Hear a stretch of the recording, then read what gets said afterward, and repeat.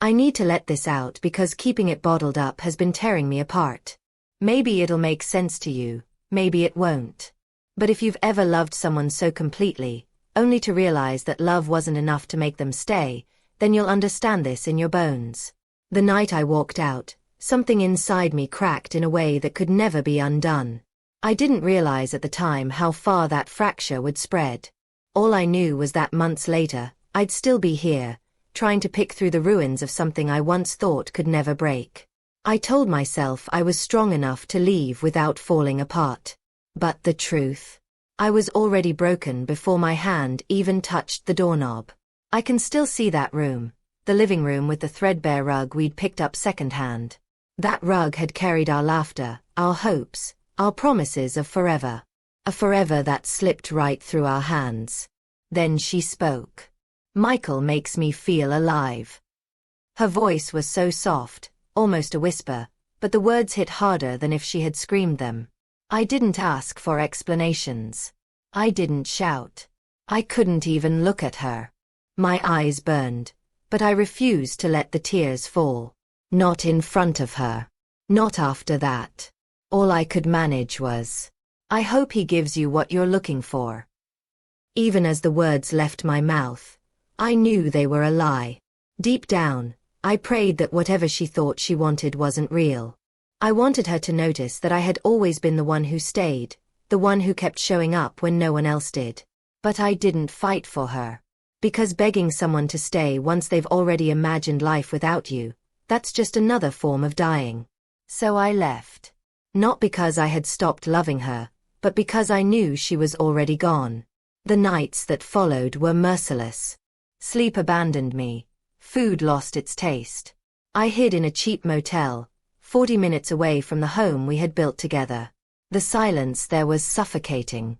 I lay awake, staring at the ceiling, replaying every word I should have said, every mistake I might have made. My phone lit up constantly. Friends, family, but I ignored them all. I couldn't stomach their sympathy. Eventually, I moved into a tiny apartment. It wasn't tied to her, or to us. It was just mine. I picked up shifts at a hardware store to keep myself busy. The owner, an older man with sharp eyes, never asked questions. Maybe he could tell I wasn't there for the paycheck, but for something to keep me moving. Days blurred into weeks. Slowly, I carved out a rhythm. I painted walls. I adopted a rescue dog, Penny.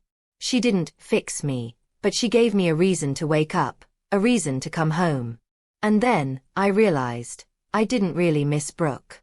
Not her. What I missed was the version of her I had built in my head. The woman who would always choose me. The woman who would never leave. That woman had never existed. By 6 months, breathing wasn't a battle anymore. I started talking to coworkers, grabbed coffee with someone once, even smiled without forcing it. It wasn't love. Not yet. But it was movement. For the first time, Brooke didn't haunt every corner of my mind. 9 months in, I felt steady.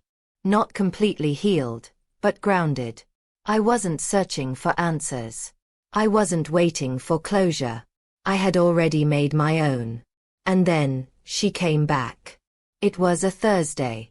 I had just finished work, still dusted with sawdust, arms full of groceries. As I unlocked my door, I heard it. "Michael." I froze. She was standing there. Brooke. Same face, but carved with exhaustion, like life itself had worn her thin. Her eyes were swollen, and in her hands she clutched a letter. "I've been trying to find you," she said, her voice trembling. I nodded, my heart thudding, but said nothing. She held out the letter. Everything I never said. Everything I should have told you. I didn't take it. Not because I hated her, but because I refused to step back into a place where her choices dictated my worth. Tears slid down her cheeks. For a heartbeat, the old version of me stirred, the one who would have let her in, made tea, offered another chance. But that man was gone. The pain of the past months had reshaped me into someone else. "I lied about Jason," she sobbed. "I thought I needed more, but it was nothing. He never cared. I ruined us. You were the only one who ever made me feel alive. I looked at her, and for a brief moment, I saw the woman I had loved. But she wasn't her anymore. And I wasn't me either. You didn't destroy us, Brooke, I said quietly. You destroyed yourself.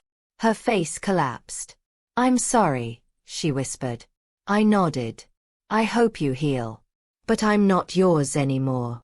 Her tears came harder, but I didn't move toward her. That wasn't my place anymore. She walked away, just as I had almost a year earlier. Inside, I set down the groceries and sat beside Penny. My chest ached, but this time it wasn't with longing. It was the pain of a final thread snapping. And in the silence that followed, I felt something I hadn't in a long time. Peace. If someone ever tells you they've found more outside of what you've built, let them go. Don't beg. Don't chase. Just walk away.